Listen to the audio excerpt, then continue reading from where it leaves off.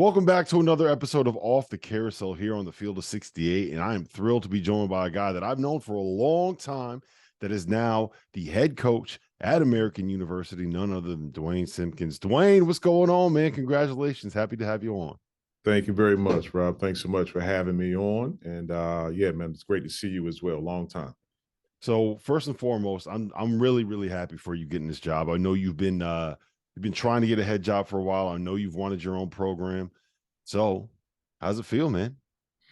Feels great. I mean, undefeated, which is always good, but it's always great, man, when you work really hard for something and it comes to fruition. I mean, I go back to my time as a player, when I was in whatever, seventh, eighth grade, and I jotted my goals down and my objectives to get to the goal. I wanted to be I wanted to win city titles at DeMatha. I wanted to become a Parade Magazine All-American and McDonald's All-American. And you start checking those things off bit by bit, and you look back on it, it's a great feeling. So to be in this position where I am right now, obviously, like you alluded to, this has been a goal of mine for quite some time. I've always been a point guard or a quarterback.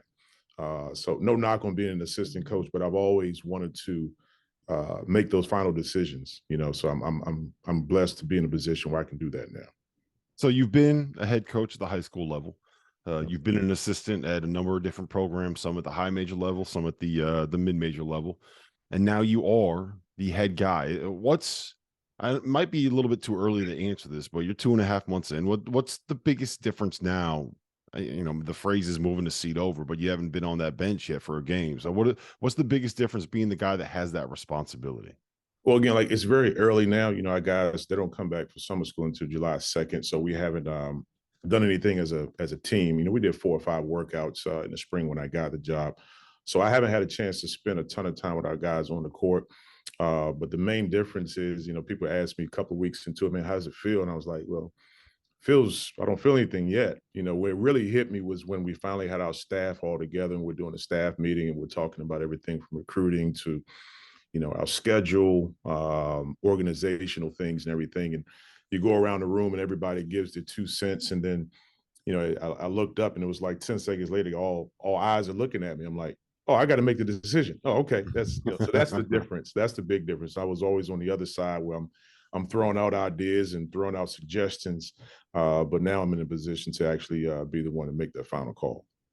So George Mason was green and gold, right? Now you got on the blue and red right now for American. What happens to all those other the matching ties, those matching suits? Like what happens to the closet when you got to change programs? Well, fortunately for me, for a lot of guys, man, the past few years, we were quarter zips. And I was like, and that was another thing I told myself, if I get a head coaching job, I'm not going back to a suit, unless it's for a special occasion, so I didn't have to go through too many of those things, changing green ties and everything, but I have a box full of stuff, Adidas stuff. I just gave away a ton of stuff about a week ago, man. It's still sitting in my garage, but yeah, I don't have to worry about the suits and stuff so much. So you are, I think it's fair to say, as DMV basketball as anybody in the sport, right? You played at DeMatha, you played at Maryland, you coach at O'Connell, you coach at Sidwell, you coach at St. Albans, you've been at Towson, you were at George Mason the last 8 years, and now you're the head coach at American. Is there anything about the DC, Maryland, Virginia area basketball scene that you do not know at this point?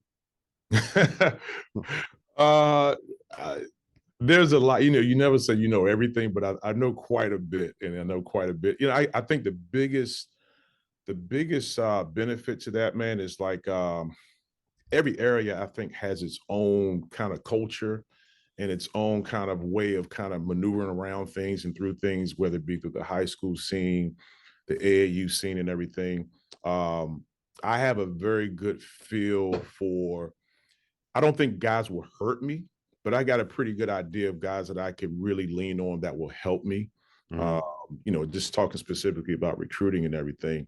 And there's certain guys that in my mind, like, I don't want to say they're irrelevant, but it's like, I don't necessarily need to, bark up that tree, but there are other guys that are specific to where I am at American University and the type of student athletes that I need to recruit that would be more advantageous to have those connections with. But nonetheless, I've always prided myself on being a guy that is going to be I'm going to have good relationships with everybody. Some relationships are going to be greater, but I don't think I have I don't think I have a number of bad relationships, which is good. Yeah. So you hear a lot when guys kind of in your situation, right? They get a job in their hometowns. Like he's from there, he's gonna do great. How specifically do you use that to help? Is it just the relationships with the high school coaches and the AU guys? Obviously, there is a very I guess vibrant basketball, high school basketball league around there. It's as good as any in the country. So is it just that? Is it being able to connect with these kids? Is it being able to understand what they're going through when they're growing up? Is it all of the above? Like, what about being from there makes that job uh, something that will work for you? I think it's all the things that you just mentioned, and one of the things that I think is, highly, I guess, it's undervalued is the relationships with the parents and the uncles, and there's so many people that I either played against or with, or they have cousins or never, like the 6 degrees of separation in the DMV, man, is so small, but in some way, shape, or form, I will have some kind of connection to prospective student athletes that I'm thinking about recruiting or will recruit. And to be able to just kind of take a step back and now connect all of those dots, I think is the thing that's most advantageous for me. And, the great thing about this area, man, is like everybody talks about the players, and we have really good players, but the programs from which these kids come from are really good. AAU, high school. I mean, you're talking about whether it be DeMatha, Gonzaga, St. John's, St. Francis up in Baltimore, Team Takeover, Durant, New World. You can go on and on and on. And the great thing about it is each one of those organizations, high school wise and AAU, they all have certain things that can be advantageous for your program, high academic student athletes that we're going to recruit. I think all of those programs have some facet of, a high academic student athlete that you can possibly recruit, right? So it's not like they're just all high major players. You got high majors, mid majors, those kind of in between. You got a number of guys who are, quote unquote low major, but they have a ton of talent and they've been coached really, really well. And in a year or two's time, when they get to a college campus, people are going to look at them and say, man, like he's much better than I thought. Well, Mm-hmm. maybe he didn't have that growth spurt. Maybe he was behind 2 or 3 guys on a stacked team that it was just a matter of time before they actually got the opportunity to grow and blossom. And that's what I love about this area, man. You can recruit, at every single level and come out with a player that in a year or two's time, you look back and say, man, that's a big time player. What is it about the area that makes basketball so special? I think the competitiveness of it, my son's going through it right now, right? My youngest son, he's a rising ninth grader. He is not the top player, of the kids. Team Takeover and his age group has a stupid amount of talent.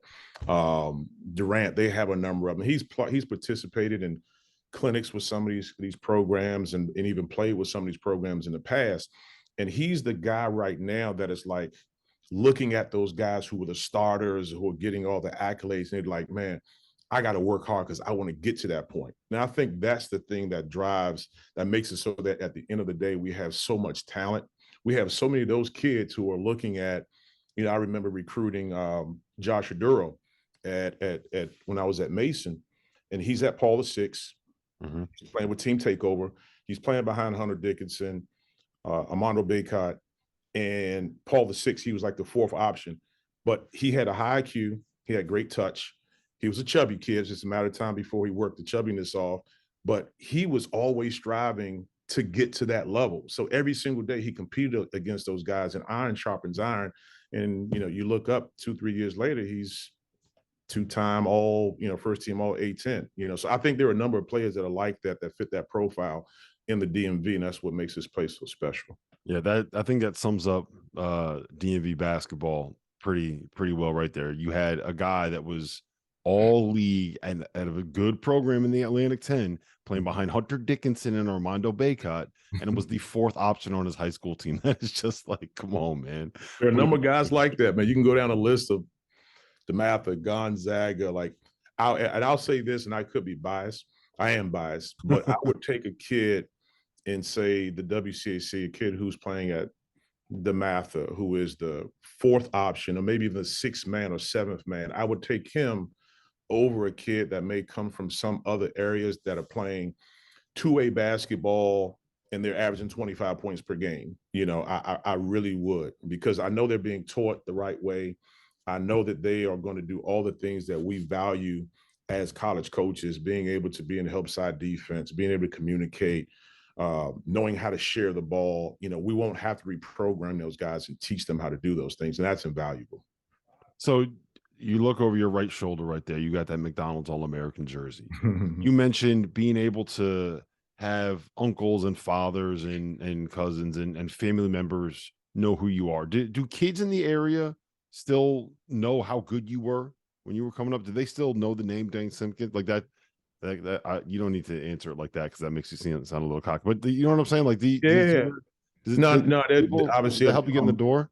I'm an old guy now, so what they'll say is like, I heard X, Y, and Z, and obviously, Google's great. You can pull up video and everything, and then like, I've had some kids who, because that's not something I lead with, but it may be after 2 or 3 conversations, and they'll say, "Coach, how come you didn't tell me you were McDonald's All-American? How come you didn't tell me X, Y, or Z?" I'm like, in my mind, I'm like, I know eventually somebody was going to tell you. Now I can go ahead and talk to you about it. You know what I mean? So that is always pretty cool. But the benefit it is, again, between Google and the family members who have been in the area long enough, that word kind of gets around. Yeah. Mm-hmm. So when you take this job at American, do you have to relocate, like, or is it just the kind of thing where you have to make that typical drive down I-66? Like, people that aren't from the DC area may not realize that Fairfax to Northwest DC, you might as well be driving in from Indiana at that point. Right. Driving in at rush hour. Yes, yeah. So I didn't have to. Well, not yet anyway. So I live in Prince George's County. I live in Fort Washington. Okay. So I can get here on a perfect day, 40, 45 minutes. But on a bad day, which is most of them, it's an hour 15. So we are going to relocate and try to get a little bit closer. But that is a benefit. They didn't have to completely relocate the family, which is great. Now, American is a high academic institution, I think is the fair way to put it. A lot of your recruiting base is going to be from high academic high schools. Does that give you a little bit of an advantage when you're going after some of these kids? Like, I think if you talk to coaches that are in the Ivy League or other coaches in the Patriot League or at places like Vanderbilt or at places like Stanford, they run into it a little bit when it kind of limits what the recruiting base can be. Do you think that is an advantage for you being a coach in DC, recruiting from a conference that has as many high academic players and schools as probably any you're going to find? Yeah, I think there's a benefit from the standpoint of, I don't have to spin my wheels in terms of recruiting, kids as a whole. I will be able to get out an idea, my staff and I will be able to get an idea of what pool of kids we can select from or try to select from according to their academic prowess, how they've done so far. So those kids that don't meet a certain criteria, well, we don't need to look at them. So that may cut this whole swath of kids maybe in half, and now it just allows us to define specifically those particular players that we may want to recruit from. I actually think it's a tremendous advantage, and I feel that when I got the job, I had some guys like, man, you're going to be able to recruit good players, and I always go back to my time at Sitwell Friends.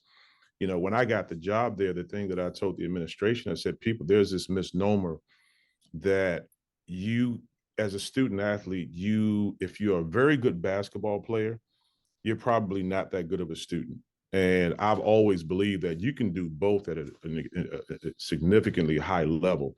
Does it take more work, more dedication, more attention to detail? Yes, but it is very, very possible. And Eric Singletary, who's a good friend of mine, who came after me at Sitwell Friends, he and I talked quite a bit about it when he got the job. And I said, hey, man, this was my vision for this program. Like, you can really, there are enough players in the DC area whose families value education. We got a tremendous amount of, the African-American community in this area in Prince George's County. It's the most affluent African-American county in the country. And those parents, they all don't want their sons to just go to any school. They want to try to strive for the absolute best for their academics and athletics. And like I told him, if you identify those families, identify them early, sixth, seventh graders, like you get them in your program, you grow them, you got something special. And here we are some years later. I don't want to take any credit for it whatsoever, but what Eric Singletary has done at Sitwell Friends has been remarkable. I mean, they finished top 25 in the country this year. They're number one in the Washington Post. And this is a place where, like, your kids going home, they're going to do 2.5, 3 hours of homework every single night. Like, so there is no getting around that. And for you to be able to identify those kids, grow them, and then have them produce on the court the way that they do, you know, it's remarkable. And again, I go back to the fact that I know for a fact that that can be done here at American University. Yeah, one of the things that some of those coaches like to say is, and I don't know if this is them just trying to talk their way into it making sense, but it reduces the pool of who you have to go after. So instead of, if you're at a school and anybody can get in, right?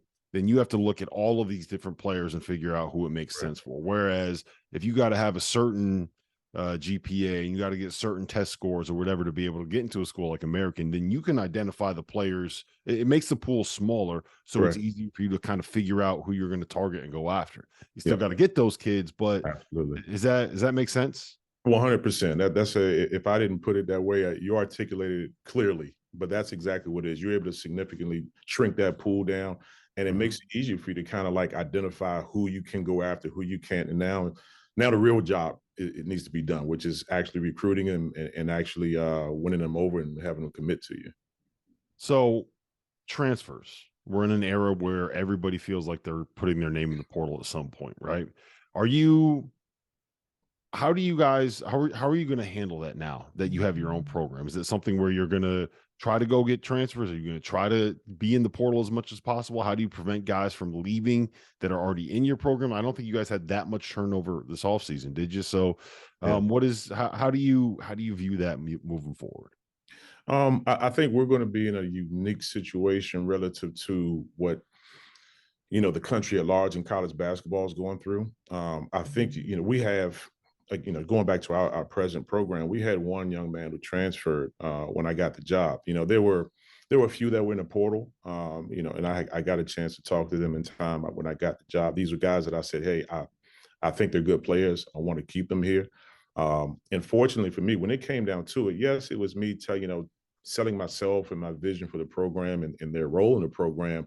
But at the end of the day, these young men they're unique from the standpoint of, like, they chose American University not because American was they were gonna play here and they're gonna end up going to play in the NBA and everything. They have aspirations of playing professionally, Mhm. but what's more important for them is their degree from American University. We got one of the top business programs in the entire country. The Kogod School of Business is tremendous. We have a tremendous amount of our network here is unbelievable right here in the nation's capital. And those young men, when they make a decision to come here, they truly value that. And so from that standpoint, I don't know, I could be wrong, but I would venture to say that we won't have the high turnover of transfers by the simple fact that, hey, well, I'm going to get $5,000 of NIL money over here versus what I'm going to get at American. I think the depth of their decisions are much deeper than that, and then it comes to the culture that you set. I Mhm. think my time working at George Mason under Kim English in particular, because that's who I was most recently with.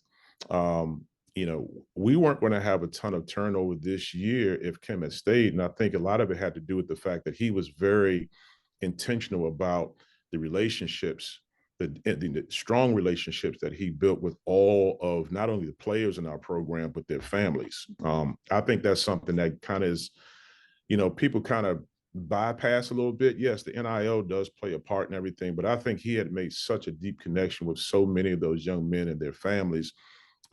They felt entrenched to be George Mason Patriots. And I think that that's a big part of what I've got to do here as well. Not to just win basketball games, but also to retain, some of the talent that we have. So you were a McDonald's All-American when you got to Maryland. You averaged 13 minutes a game as a freshman. In 2023, that's the kind of kid that, like, probably would be putting their name in the portal, right? Yeah, 110%. I mean, and I will say this too. Everybody wants to put it all on the kids. It's the parents too, Yeah. right? It's the parents. I remember when I came, I was a freshman. Like you said, I was a McDonald's All-American. In my mind, I'm like, hey, I'm going to go there, average 22, 23 minutes a game, first team, all freshman team, whatever. Gary Williams, old school, was like, you're not ready to play. And in retrospect, no, I wasn't ready to play. And I wanted to transfer. I remember coming home after we played Florida State, and Sam Cassell like kicked our ass, and Bob Sewell, Rodney Dobar, they had a hell of a team. And I remember I came home and we had our charter flight back. I hopped in my car and I drove straight to Fort Washington. I went home and it was like midnight. I hopped in my bed and it must have woken my dad up. My dad comes in there, turns the light on. He's like, what are you doing here? I'm like, I'm transferring. I'm done. And he snatched those covers off me so fast. And he said, look, you're going to take your ass back up to College Park. He said, we can talk at the end of the year about how things shake out. We'll have a sit down with Coach Williams, but we're not going to quit anything in the middle of the year. And then he said to me, he said, I'll tell you this, what you need to do is look yourself in the mirror and ask yourself, are you doing everything that you can to get on the court and play more? He says, I've come to some of your practice, whether you know it or not, and you turn the ball over like it's your job. He said, I wouldn't play you as much as I'm playing you right now.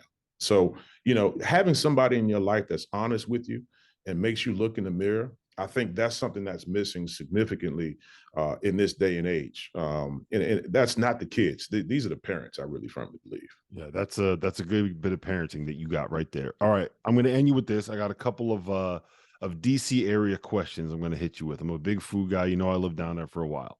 First and foremost, are you a mumbo sauce guy?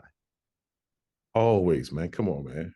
Any carry out that you can find in DC probably's got mumbo sauce 100% of the time.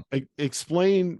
I've tried to explain to you people. Can't, Rob. You can't explain what mumbo sauce is. You could say barbecue / sweet and sour. Like, I don't know if you can articulate specifically what it is. Delicious is what it is. Duane. Yes. Delicious is what it is. Yes. All right.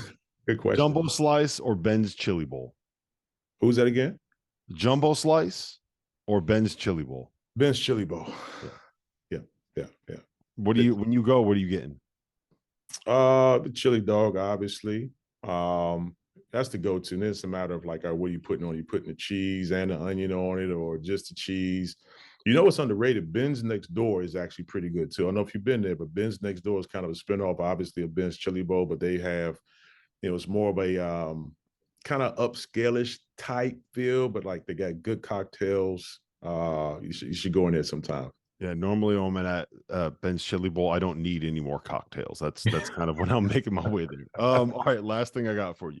When you're getting crabs, are you the guy that gets the bag of crabs and you're picking them yourself, or are you a crab cakes guy? Oh, crabs. I mean, I'll do both. Crab cakes, my go-to for crab cakes, man, Moe's up in Baltimore. You can't go wrong with that. Tony and Joe's right here in the Georgetown waterfront. It's one of the spots we actually take our recruits. But crabs, though, you can never go wrong with blue crabs, man, and cracking them yourself. Candler's in Annapolis, my go-to spot. Yeah, you never really feel like you're getting full, but there's nothing better than sitting there with a cold beer, bag of crabs, and you got like the newspaper on the table. There you go. There's nothing better than that, man. Listen, Duane, again, so happy for you, man. I'm glad that you got a job back in your hometown. I'm glad that you are you're putting a face for that American program. It's a lot of fun to watch. I'm going to be rooting for you. Congratulations, man. Rob, thanks so much, man.